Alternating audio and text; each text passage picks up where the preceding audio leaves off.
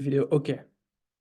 So this is a quick, semi-quick introduction to DFX. I will go into details about what it is and how we can use it and so on. So you will know everything about DFX that you need to know for this week. After that, we will have 30 minutes to answer any question for the mentorship session. Good video and see you in a few minutes, guys. Hello everyone and welcome to this new session on Introduction to DFX. My name is Sebastian, I am Education Lead at Colin State, the ICP Venture Studio. Today I will introduce you to the DFX tool, which is an extremely important tool if you want to build on the internet computer. I'll show you how you can install DFX and how you can use DFX. DFX is the official SDK for the internet computer. You can use it to manage canisters, deploy canisters, and a few more things that we'll see today. Okay, so before we install DFX, I would like to make a summary of what can be done with DFX, what are the most common use cases for DFX.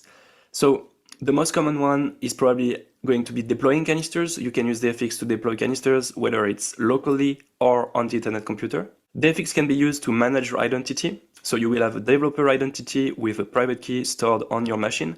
DFX is able to access that identity and use that identity to control the canister that you own, or even the ICP and cycles that you own. Also, you'll be able to interact with any canister using DFX, any canister on your local replica or on the internet computer. You can use DFX to perform tests. There is no framework built in DFX, at least for the moment, but you can use DFX to build your own testing framework. You can use DFX to manage canisters, so essentially check the cycle balance of your canister, check the status of your canister, if they are running, if there are any issue. You can use DFX for that. And finally, you can use DFX to manage your cycles. So cycles are credits to be used on the internet computer to pay for canister costs of computation and storage. All right, so how do we install DFX? If you are on Linux or macOS, you can simply run this command in your terminal and it will automatically install the latest available version of DFX. If you are on Windows, unfortunately, DFX is not natively compatible with Windows, which means that you will need to install something called Windows Subsystem for Linux, which will enable you to run a Linux instance on your Windows machine. I have made a dedicated video for that, so I'll add the link to this video in the description of this video, and I'll let you watch this video if you need to. So let's run the command and install DFX on our machine. As you can see, it's downloading the latest release for DFX. So DFX was installed in user local bin DFX, and we can check that the installation was performed correctly by running DFX version. Right now, the latest version is DFX.15.3. You probably have a different version if you're watching this video later,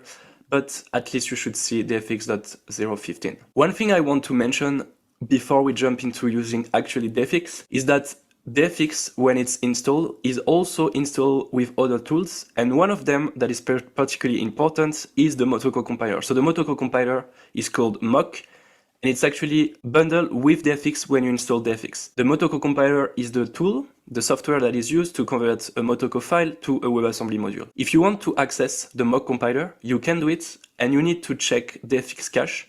So you can use this command. Essentially, this command gives you the path to DFX cache show, and then you can run mock, which is the Motoko compiler. So I'm trying to access the Motoko compiler, and we can run the flag help to see the potential commands used with the Motoko compiler. So as you can see, this is the Motoko compiler, and we can compile program to WebAssembly. We can also just interpret Motoko files, so this can be useful if you want to run tests without having to compile your code.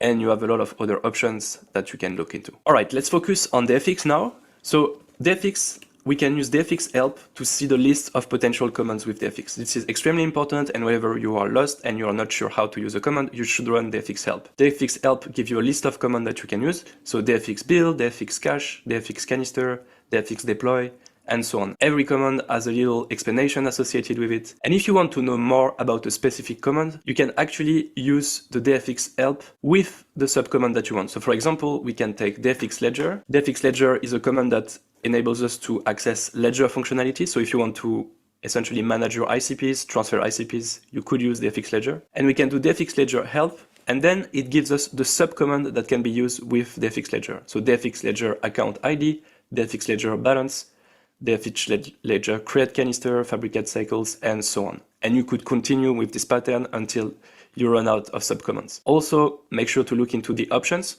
So the options would be the flag that we can add. We have the flag that can choose the network. So we can choose if we do the command for a local version of the IC or for the real internet computer. And we have a few other commands like log, log file, and identity. If you want to create a new identity, you can do it using dfx identity new and the name of the identity that you want to create. By default, dfx is automatically going to ask you for a password. This password will be used to encrypt the private key corresponding to this identity. If you do this, every time you want to use this identity, you will have to input the password. If you don't want to encrypt the private key, and you want to have an identity that you can easily use, you can use this flag called storage mode plain text. I don't recommend to use it if you are planning to deploy canisters on the mainnet and store important data and many cycles or ICP. What I recommend is to have one test identity that is not encrypted and one real identity that you encrypt. Once you run your command, you should see this seed phrase. The seed phrase is important to keep in case you lose your computer or you destroy the private key. Now, if you want to destroy an identity, you can do dfx identity remove and the name of the identity that you want. You will also need to add the flag drop wallet in case you have created cycles wallet, and I'll explain later what is a cycle wallet. Alright, so now we've changed environments. I am using Visual Studio Code and I have created a sample project in Motoko. So this is my Motoko file, main.motoko, and I have a canister, which is an actor that simply greets us. It has one public function, greet, that takes a name and returns hello and add the name to it. We will deploy this canister using dfx. To use dfx in a project, you need a dfx.json file. dfx.json is using the JSON format and it's a configuration file for dfx where you need to specify the canisters for your project, if you're using a package manager or not, and a few other options and configurations about the network that you want to deploy on. Alright, so let's start with dfx.json. We need to open brackets and then specify canisters, open the brackets, and then we need to specify in a list all the canisters that we want to deploy. In our case, we only have one.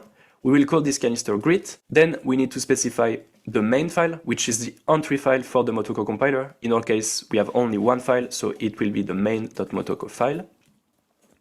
And we need to specify the type of this canister, and this canister will be of type Motoko. That's it. That's the minimum required for the dfx.json. There are more options that we will talk about later and maybe in other videos, but this is the minimum that you need. Once we have that, we can run the command dfx start to start a local replica. This is a copy of the internet computer that we run locally on our machine, and it will enables us to deploy canisters for free and to run some tests. We can add two important options to dfx start. The first one is the flag clean. In case you have a previous project, you will see a .dfx folder, so it's a hidden folder for the cache of dfx. And if you still have this folder, you can run the clean flag that will delete the previous folder and reinstall a new one. This is useful if you are using another project and you want to start with a fresh configuration. Sometimes you will also run into issues, and the only way to clean the cache and fix the issues is to run the clean flag. The second flag that is important is the background flag. The background flag enables us to run the replica in the background. Otherwise, it's going to use a terminal to run the dfx, to run the replica. For today, we will only use dfx start clean because I want to have the terminal and I want to show you that it's actually running. As you can see, we have this .dfx folder that was created. This is going to store configuration files and other files for the replica to run. Now we have a dashboard, so we can take a look at the dashboard. The dashboard shows us some information about the current replica of the internet computer that we are running. So the version is 0.8. Right now, we don't have any compute allocation and we don't have any canisters deployed, so this is empty. But as soon as we will deploy canisters, we will see them appearing here. Now that we have our replica running, if we want to run other commands, we need to open a new terminal. So we will always keep this running and then we will run our command in another tab. To deploy a canister, we can simply run dfx deploy and the name of the canister, in our case, greet. We can add a few flags. The first one that we could add is the network. We could choose to deploy on the IC, and that's how we would deploy on the internet computer. Or we could choose to deploy on the playground, which would be deploying for free on the playground. The playground is a specific part of the internet computer where you can deploy canisters for free. Today we want to deploy not on the internet computer and not on the playground. We want to deploy locally, and for that we don't need any flag. As you can see, it's creating a wallet canister. So a wallet canister is meant to hold cycles for us. Those cycles will be used to fill the canisters that we need to deploy. Once the wallet has been created, your grid canister will be created. As you can see, an ID is selected for you automatically. Then it's building the code and installing the code inside the canister. After that, it's creating an interface, so the Candid UI for this canister, which will enable you to have a visual interface to interact with your canister. After that, it's installing the code and the canister is deployed. If you want to access your canister, you can click on this link and this corresponds to the Candid UI of your backend canister. So we can try our function grid and it works. Actually, the dfx deploy command is a shortcut for 3 different commands. dfx deploy will create a canister, compile your code, and install the code in the canister. All of those 3 steps in one command. If you want to perform each step individually, you can use different commands. The first command would be dfx canister create and the name of your canister. This will create a canister, gives you an ID. It would be an empty ID, an empty canister. Then you can run dfx build and the name of the canister. This is only going to compile your code and create a WebAssembly module. The WebAssembly module can be found in .dfx canister, name of your canister, and here. Actually, if you have the WebAssembly extension, you can save the WebAssembly binary as a textual file, .wat, and you can take a look at the code inside of it. As I said, this is not really easy to read, but this is what will be installed on the internet computer. And finally, the third command would be dfx canister install. Then you can choose the mode of installation and the name of your canister. So for example, we could upgrade running this command. As you can see, it doesn't want to upgrade because I have made 0 modification to my code, so the same module would be installed and dfx is checking that the code is not new. As I've said previously, dfx can be used to interact with your canister. So we've used the Candid UI previously, but we could also use dfx, and for that we should run the command dfx canister call, then the name of the canister that we want to call, and the function that we want to call. So in our case, we have the same name for the canister and the function that we want to call, but keep in mind that those are 2 different parameters. This is the canister name and this is the function. And then you can specify the arguments that you want to send to the canister. To specify the arguments, you need to use simple quotes, then open the parenthesis, and inside of it specify the argument. And the argument needs to be of the correct type. And here I forgot the double quotes to make it a text. And that's the answer from the canister. We could actually use this command with the network IC flag to call any canister deployed on the internet computer. Here, I'm trying to call this canister. This is the canister ID of the ICP ledger canister. The ICP ledger canister is the canister that stores information for the ICP token. And this canister has a public method called ICRC1 name that returns the name of the token in this canister. Of course, the name should be ICP. And that's what we can see, internet computer. We can also use the dfx canister info command to receive information about the canister. This time we don't need to specify any function, we just need the canister ID. This will return important information about this canister. Essentially, this is the controller of this canister. So a controller is able to upgrade a canister.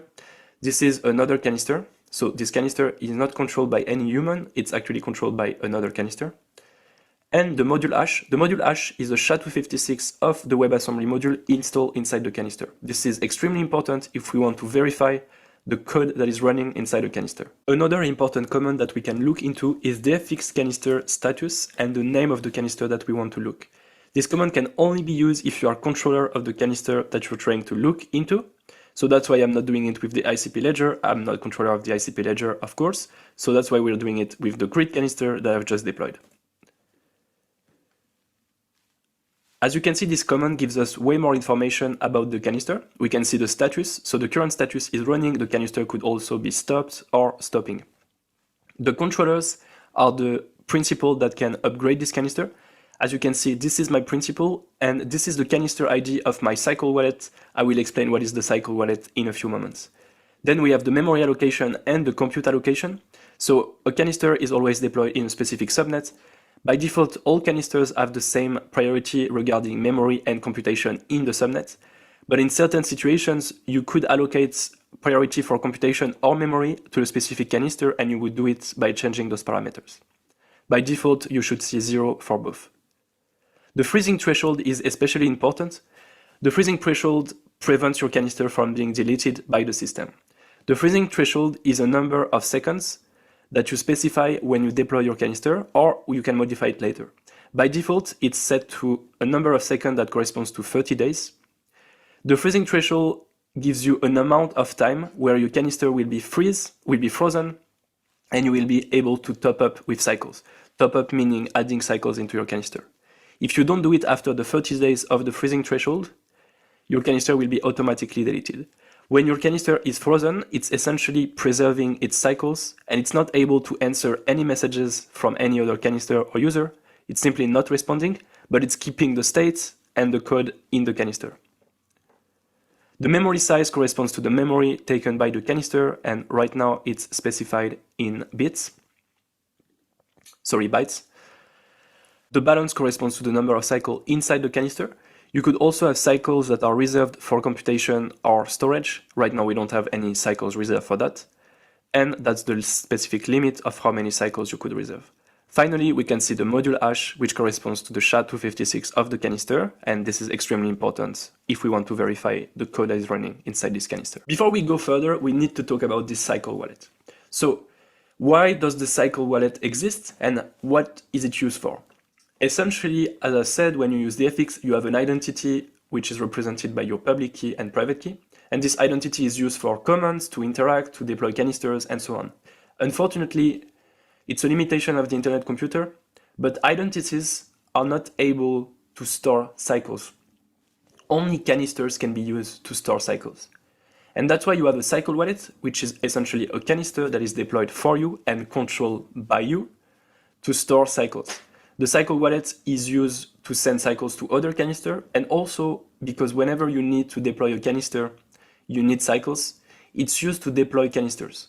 And that's why when you deploy a canister from DFX, you will notice that by default, the canister has two controllers. The first one is your identity, and the second one is your cycle wallet. You are able to share cycle wallets with other developers by adding them as controller or custodian of the cycle wallet, but I won't go into details today. Also, keep in mind that the cycle wallet has been modified quite a few times by Dfinity, and so if you look at the history of DFX, depending on the DFX version that you're using, some commands will use the cycle wallet, others command won't. So keep that in mind, and if you have any problem with the cycle wallet, don't hesitate to post on the Dfinity forum.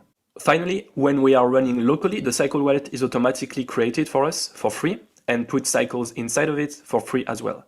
When you are deploying on the internet computer, you will need to set up the cycle wallet the first time you are using an identity, and I will show you how you can do that. If it's your first time building on the internet computer, you can use the cycle faucet. The cycle faucet is here to help new developers get started on the IC. You will receive 10 trillion of free cycles, which corresponds approximately to $10 worth of cycle. Note that you can only use the cycle faucet once, so keep that in mind.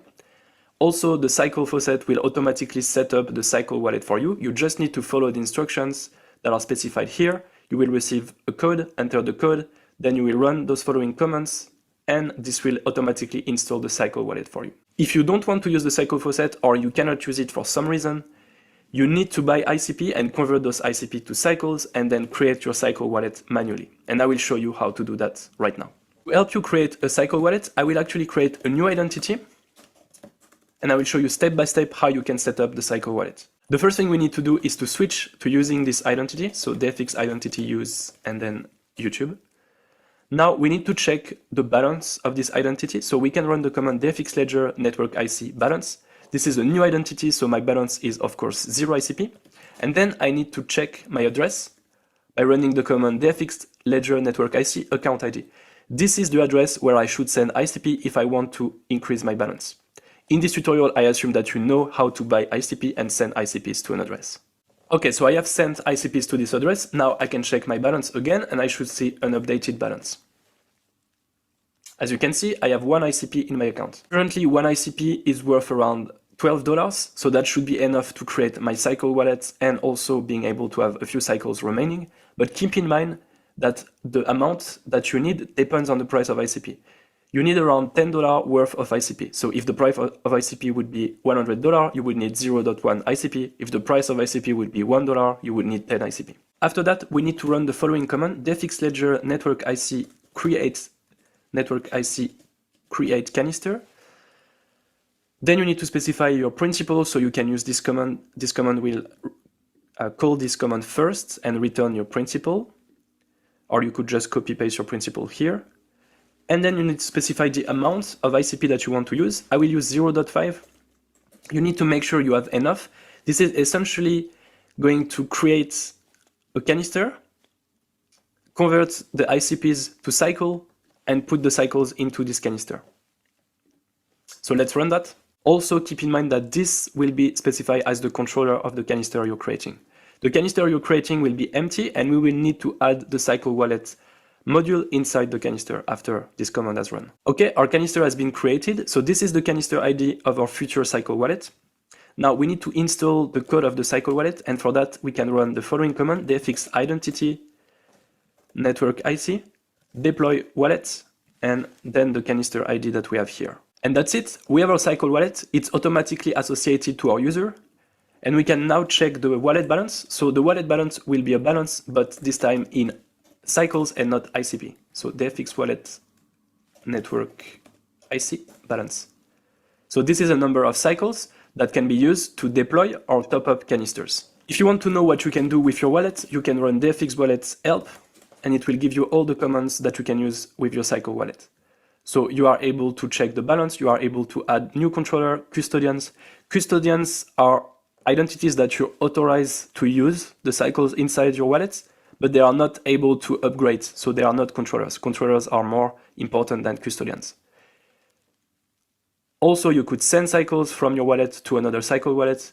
And finally, if you want to top up more cycles, so if you want to burn ICPs to get more cycle into your wallet, you need to use defix ledger, and the command for that is top up. So you need to top up your cycle wallets. It will eventually burn ICPs from your balance of your identity in defix and create cycles. All right, that's enough for the cycle wallet. Now that your cycle wallet is set up, you are able to deploy canisters on the internet computer. To deploy canisters on the internet computer, you need to run defix deploy, then network IC, and the name of the canister that you want to deploy. You can also add a parameter called with cycles and specify how many cycles you want to give to this canister. Keep in mind that by default, when you create a new canister, you need at least 1 trillion cycles, because this is used to pay for creating the canister. Then any remaining cycle will be put inside the canister and will be used in the future as a cycle balance for the canister to pay for computation and storage.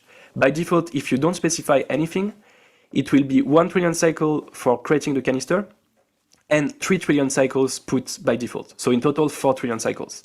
But if you want to specify how many cycles you want to use, you can use this command. 1 trillion cycles is 10 to the power of 12 cycles, and it corresponds to a bit more than $1. Today, I will use the default command, so defix deploy network IC grid, without specifying any cycles, because I have actually enough. I have 4.4 trillion cycles, so I should have enough to deploy my canister. All right, let's do it. So defix deploy network IC grid. As you can see, it's creating a canister, giving my canister ID and installing the code as we've done previously. And that's it. I have my first canister deployed on the internet computer. Of course, I can access the Candid UI. So if you want to access the Candid UI, you can see it here. And we can interact with this canister. All right, that's enough for today about defix. If you want to know more, you can check the documentation. We have a complete documentation on the internetcomputer.org website, and you can check any command and learn about what you can do with it. Hope you enjoyed the video, and see you next time. All right, so that was a long introduction on DFX. We have covered almost everything that you need to know about DFX. We will mainly use DFX to deploy our project on the playground, but as you can see, there are many, many more things that we can do. So now we can move to the second part of this session, which is the mentorship session. And so I'll be able to answer any question that you have. And for that, I'm waiting for you. So if you have a question, you can use the chat. How do I stop my running canister? So Yes, I saw that someone answered you already. dfx stop would be the correct command to run.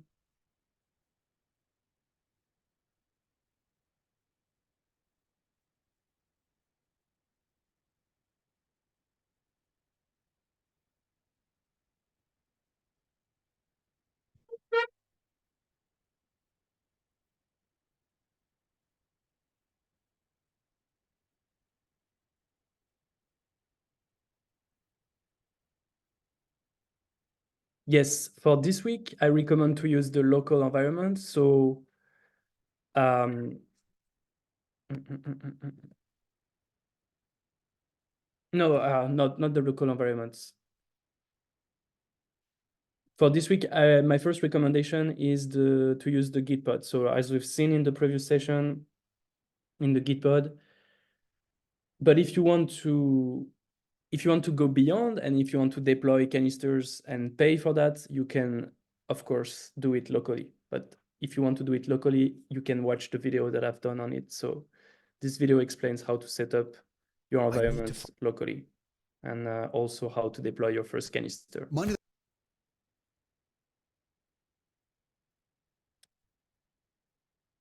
You have a faucet, so cycle faucets to get cycles for free. So this is what I was talking about.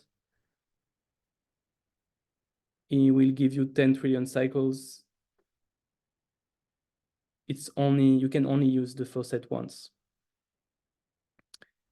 And you have to go through a process that usually takes a few hours to do, but then you can get your cycles.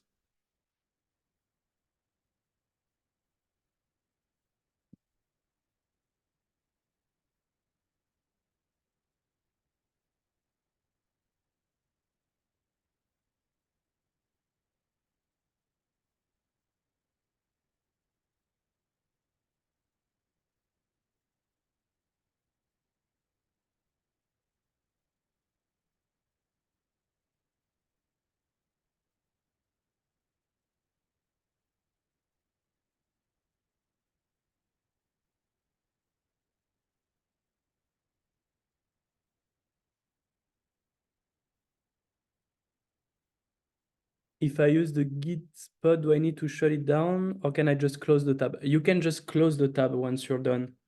It's not going to affect your 10 hours.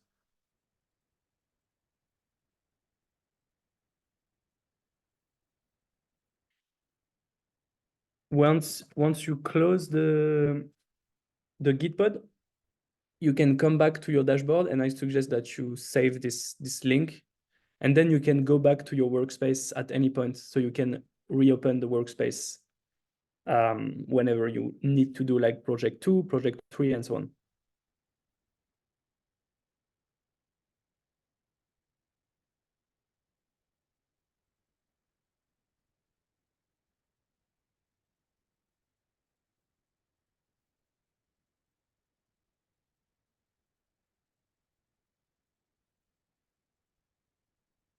You have jumping ahead.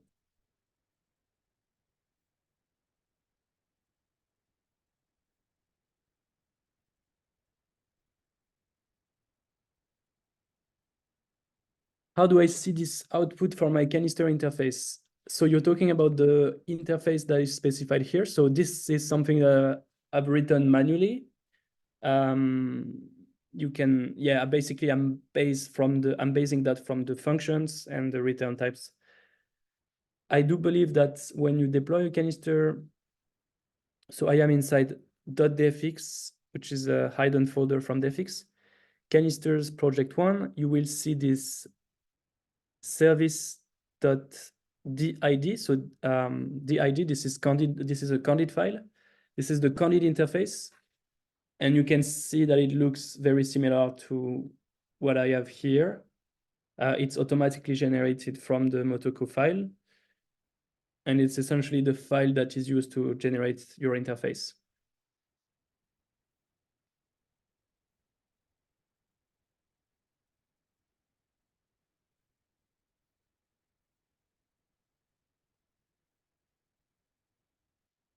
Do you have any advice or tips to improve pattern matching skills with results? I would need to see like a concrete example to give any more advice. So yeah, we definitely need to look at a code base. I see some version of that in those did file too. Yeah. How can we access the recordings? So you can access the recordings on the Motoko Bootcamp channel. So here we have the playlist. We have the playlist of the DAO adventure. So this is where you will find all the videos where I code the project. So you have project 1, project 2, project 3, project 4, project 5. And 1 second, I just thought about something.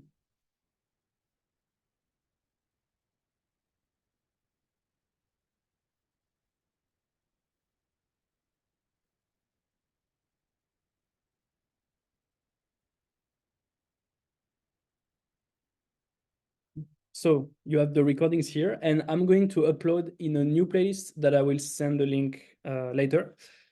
Motoko Bootcamp, February 2024. So there will be a dedicated playlist tonight, and you will have access to the recordings of like this session and also the previous sessions of this morning.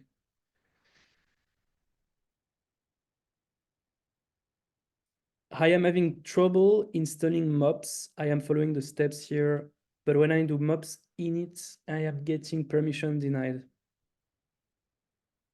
Yes, I guess you could try to run sudo in sudo mode, so in administrator mode. If you run sudo mobs init, I guess it should solve your issue.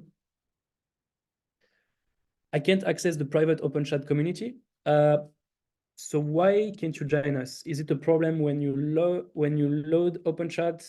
Is it a problem when you click on the link? When I do sudo, I get. If I want to help you, I need more details on what exactly is not working. I click on the link, but nothing appears. That is very strange.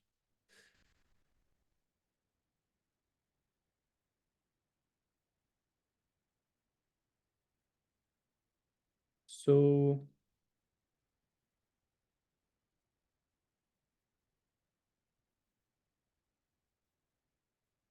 have you made sure that you are in the submit section and then click here?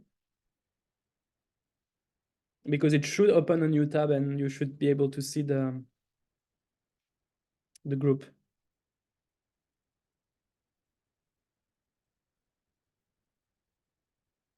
Yeah, try again and let me know if it works.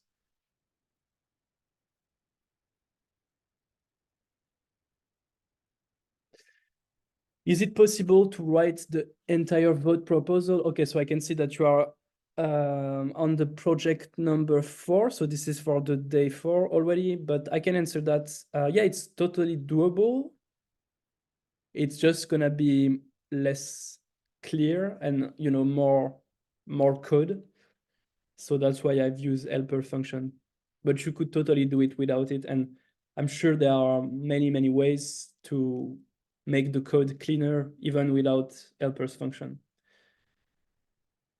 Maybe it's something you can try to make the code as clean as possible and short as possible.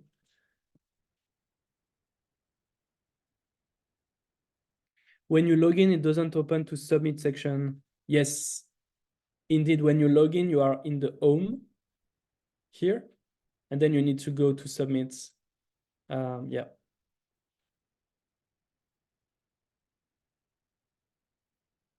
Maybe I should make a little modification to the interface so that you can see, like, when you are here, it says maybe like this, I guess.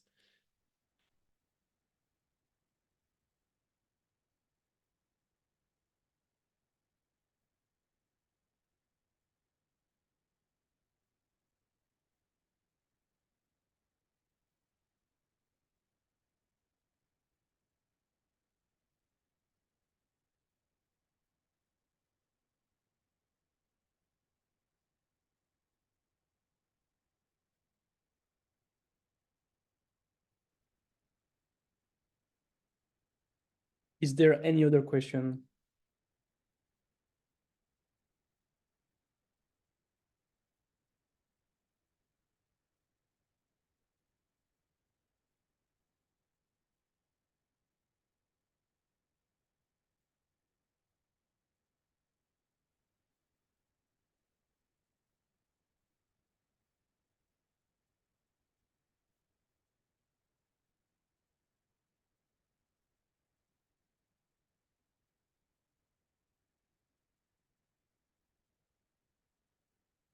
Too early for the questions. Yeah, I guess maybe you need some time to look into the repository, and we have a session like this tomorrow as well, so that will be a good opportunity for everyone. I can't access the group chat. So you managed to get in. Okay, perfect. Ah, no, it's not the same, Jason.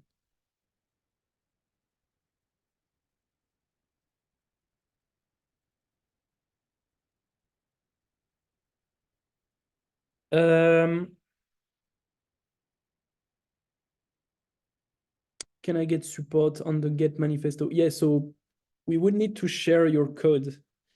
So just a little thing for those of you that cannot access the group chat, make sure to go into submit, initiation, and then check out your open chat group link here.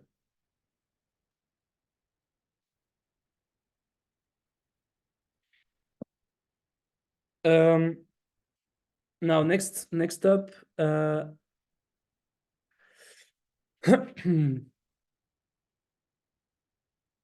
I get support? So yeah, sorry about that. You can get support. I think the best way forward is for you to share your screen so we can really have a look. I need to promote you as a panelist, and so we can have you in the chat.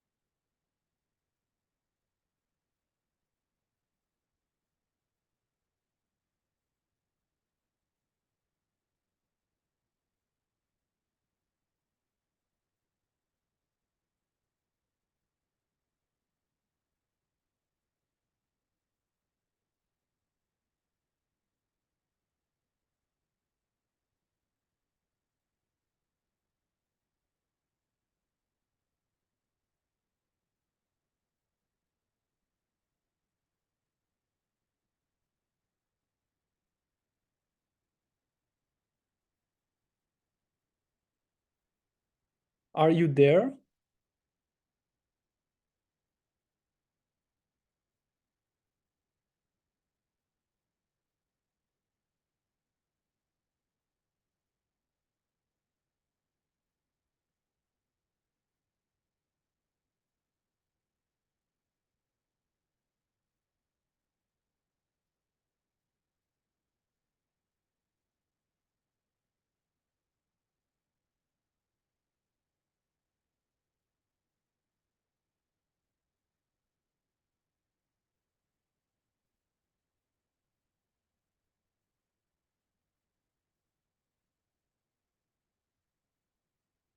Okay, let me know when you're ready to share your screen.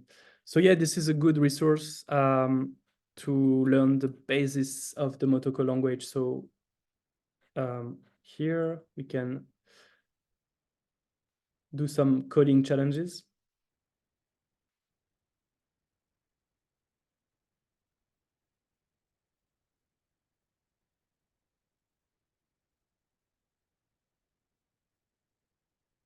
Ready? Okay, so whenever you want, wait, maybe I need to remove my share screen. Okay, now you should be able to share your screen.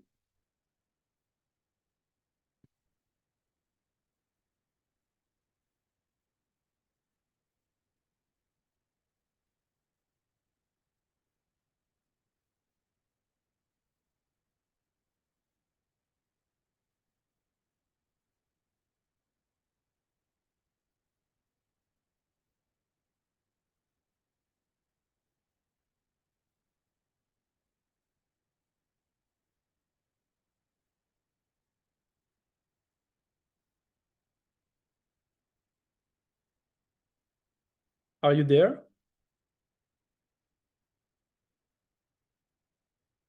You will need to click on share screen, which is in the bottom of your screen. There is a green button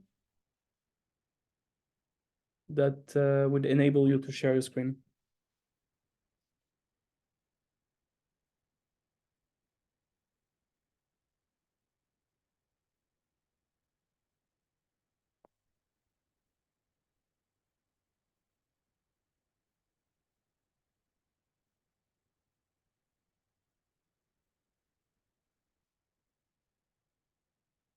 Okay, I'm guessing that you might have some kind of issue. Well, in the meantime, if anyone else has a question, we can take it.